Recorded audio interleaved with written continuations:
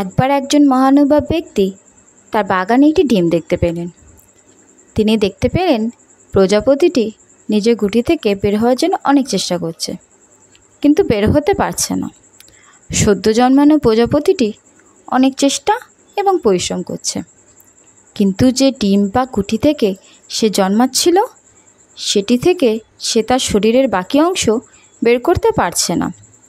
একটা অবস্থায় গিয়ে মনে হচ্ছে হয়তো প্রজাপতিটি আর বের হতেই পারবে না। সে দাপাদাপি করেও থেমে গেছে।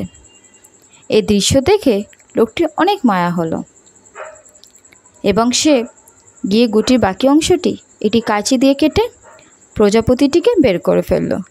কি মনে হচ্ছে লোকটি প্রজাপতির উপকার করেছে, তাই না?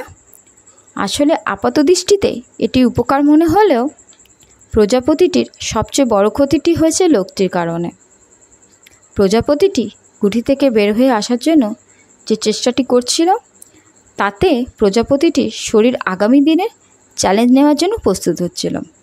তার ডানা ঝাপটানোর ফলে গুটিতে থাকা ঈশ্বর প্রদত্ত তরল পদার্থ তার ডানা শক্ত হতে সাহায্য করছিল, কিন্তু এই লোকটি যখন এটিকে বিনা পরিশ্রমে বের হয়ে আসতে সাহায্য করলো তখন তার ডানা রয়ে গেল অপরিপক্ক।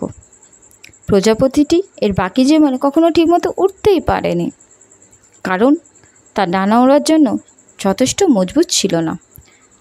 আমরা এই গল্প থেকে কী শিক্ষা নিলাম বন্ধুরা? জীবনের প্রতিটি সমস্যা, প্রতিটি প্রতিবন্ধকতা আমাদেরকে সামনের দিনগুলোর জন্য শক্তিশালী করে। কষ্ট ছাড়া বড় হওয়া যায় না, তাই নিজের জীবনে চ্যালেঞ্জ মোকাবিলায় অন্যের আশায় বসে থাকা বা অন্যের কাঁধে ভর করে পার করে দেওয়া আমাদের নিজেদের জন্য খুবই ক্ষতিকর।